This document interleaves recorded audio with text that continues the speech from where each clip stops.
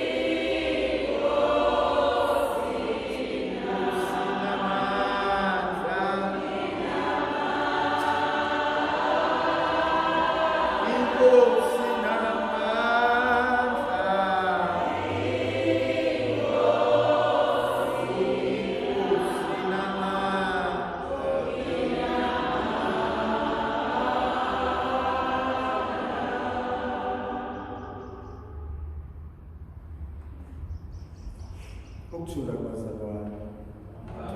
Mezakona. Nisakhona ithandwa zami? Siyabonga.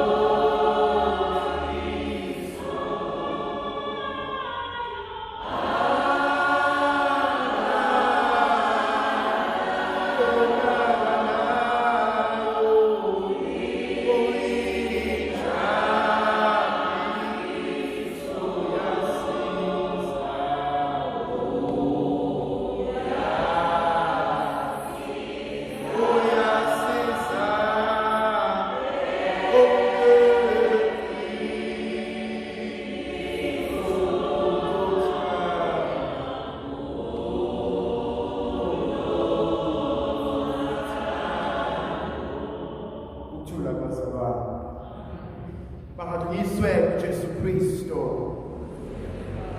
Namhlanje ithandwa zami ngifisa sibuke izifundo zanamhlanje encwadini yokuqala yamakhosi chapter 19 verse 4 uya ku verse 8. U-Eliya wahamba waya ehlane ibanga losuku olulodwa. Wahlala phansi kwesihlahla somnqawe wafisa ukufa enhlizweni yakhe. Wabe sethi kuNkulunkulu, "Onkosi, sekwanele, salusuthatha umphefumulo wami ngokuba angingcono kunawo babamkhulu." Wabe secambalala emthunzini womnqawe wazunywa ngobuthongo. Inkonzo engifisa ukungena kuyona namhlanje, u-Eliya obuka isimo sempilo yakhe, ebuka ukwenzeka kwezinto ebesesuka kubantu. Ancamela ukubalekela aye endaweni yasehlane la ezoba yedwa khona noNkulunkulu. Barumeya yedwa ehlane iyodwa vo into ayoyibika kuNkulunkulu. Uthi, "Nkosi, sengikhathele. Sengikwenze konke kodwa Nkosi ngifikelwa ukukhathala, ngifikelwa usizi, ngifikelwa ungazi ukuthi mangiqhubeka ngizoqhubeka kanjani. And so uma ngilalela umkhuleko nokukhala kuka-Eliya kuvuka enhlizweni yami indoda endala esuke yenza umsebenzi wenkosi kodwa endleleni ithi inkosi angisazi kumele ngenzeni. I've given it my best. I've tried, but sengikhathele. Siyafika isigaba empilweni yomuntu la ngikhathala khona. Sengikhathele emoyeni. Sengikhathele enhlizweni. Kade nginesa i-situation. Kade ngiyitshela kuzalunga. Kade ngiyitshela sizoqhubekela phambili kulomshado. Kade ngiyitshela sizokwazi ukudlula kuleli khona. But it's enough. U-Eliya iyodwa into emisa ehlane ukuyotshela uNkulunkulu maqedane bese ngifa. Uthi Nkosi salusubukisa umphefumulo wami ngokuba ngiyavuma ngihlulekile.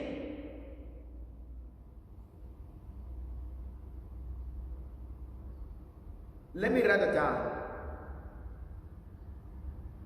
Have you ever been in that situation empilweni where you've given your best, your all, but nothing seems to work? Ukhathale, uzukhathale inhliziyo. Uzama ukuyincenga inhliziyo, uthi bekezela inhliziyo sekuzolunga, bekezela sengiyabona mhlawumbe ikusasa engcono. Kodwa ubuka izinto uzama ukuthi kuphucuka ngapha, uzama ukuthi kuphucuke ngapha, ulungise la konakale lapha. Then ufika isigaba la uthi why even bother? U-Eliya uya ehlane, ubefika ehlane ngena inkonzo yokulala. Athi angibhedane ngiqamele phansi kwalesi sihlahla somqawe ebese ngifa. Kodwa ngathi elele enhlizweni yakhe usitshela ukuthi noma ngangabe ngisavuka ku-right, noma ngangabe ngisabuyela ekhaya ku-right, noma ngangabe ngisakwazi ukuyela emsebenzini ngi-right. Have you ever reached a stage ukuthi ngi-right ngingenalutho then ukuba nawe and be miserable? There comes a time empilweni yomuntu where the only movement I can make is to move forward. There comes a time empilweni yomuntu when everything else fails. Akuve kulula to remain positive mabe khona abantu. Akuve kulula ukutshela abantu zama kuyalunga. But it's difficult when I need to encourage myself. It becomes difficult ukuthi ngivukelane. Ngiphumelane embhedeni, ngiyelana ukuyosebenza, ngihlalelane kune-relationship, ngifunane kulomshado. Because izinto azenzeki.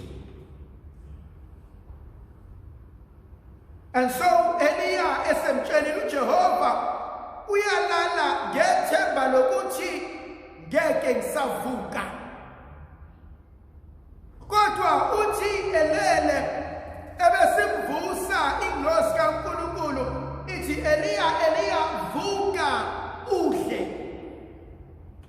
Uyavuka Eliya because bayamvusa, bayamdisturba, and uNkulunkulu akamniki acelayo.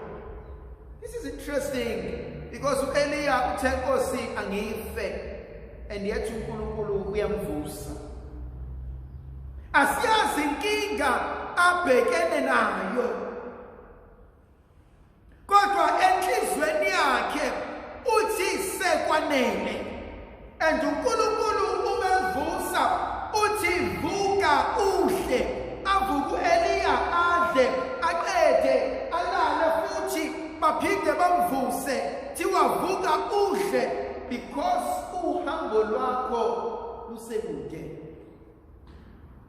Now there's something engithintayo lapha. Abanye bethu sithi sisey'inkingeni, umkhuleko uthi Nkosi susa nesitsha emehlweni akho.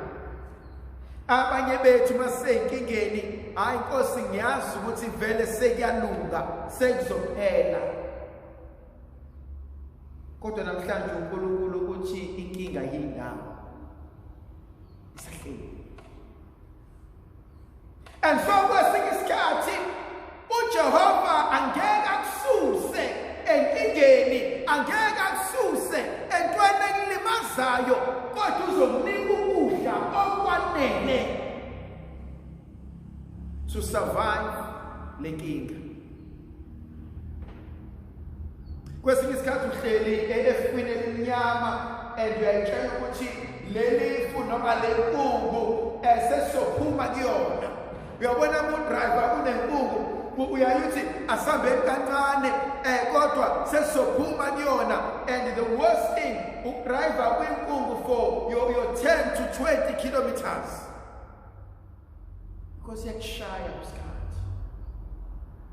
Indawo obungayihamba for 20 minutes, we end up uyihamba for an hour and a half. And abanye bethu impilo zethu zilapho. Ngiyazi ukuthi ngabe sengile, kodwa inkinga kunefe enginalo, kunenkungu engihleli kuyona, and sometimes ngiyamcela uNkulunkulu, Nkosi ngicela uyisuse inkungu, ngithi ukuspeeda kancane noma uveze ilanga, ngithi ukwazi ukuhamba. Athi uNkulunkulu, I'm giving you patience to go through it.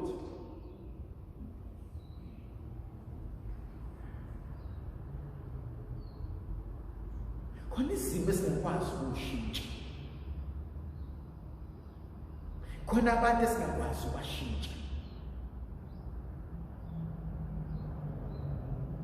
and uNkulunkulu uthi Eliya vuka uhle. Athi ubhala incwadi kaAmos athi bheka ziyeza lezo insuku lapho insizwa nentombi ziyakuzulazula zifuna izwi kaNkulunkulu kodwa isoze zalithola. Sometimes umuntu uzoliphesha iBhayibheli athi Nkosi khona into engiyifuna, because khona la ngifuna ukulapheka khona.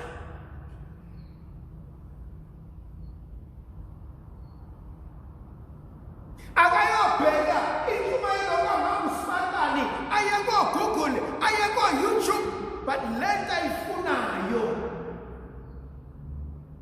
akayithole ezomsuthisa.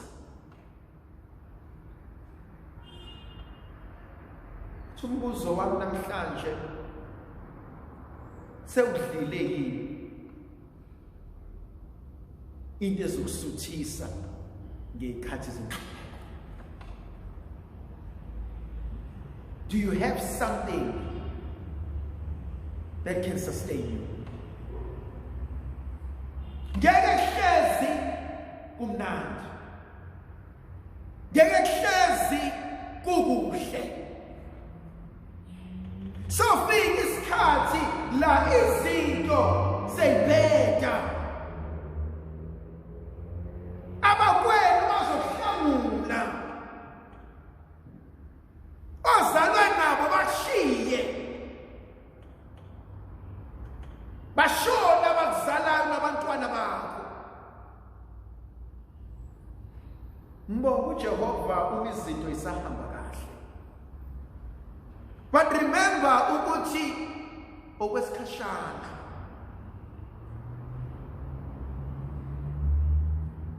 Kwingozi Jeremiah 17 verse 5. Busisi umuntu othemba Jehova nothemba lakhe linguJehova. Verse 7, Alexi umuntu obeka ithemba lakhe kuBaba. Kwingozi ukuncika kwakho ukuhlakanipha nokwazi ukuqonda. But equally important, kwingozi ukuncika komunye umuntu. Khona ezinye izinto empilweni that you need to do it yourself and no one else can do it. So have I eaten enough? Nginakho nemgodleni okuzomsiza uma indlala isifikile. Ndlovukazi yezulu ayibe nathi sibusise sivikele isikhanyisele nguyise nendaba nomoya oqhubekayo. Amen.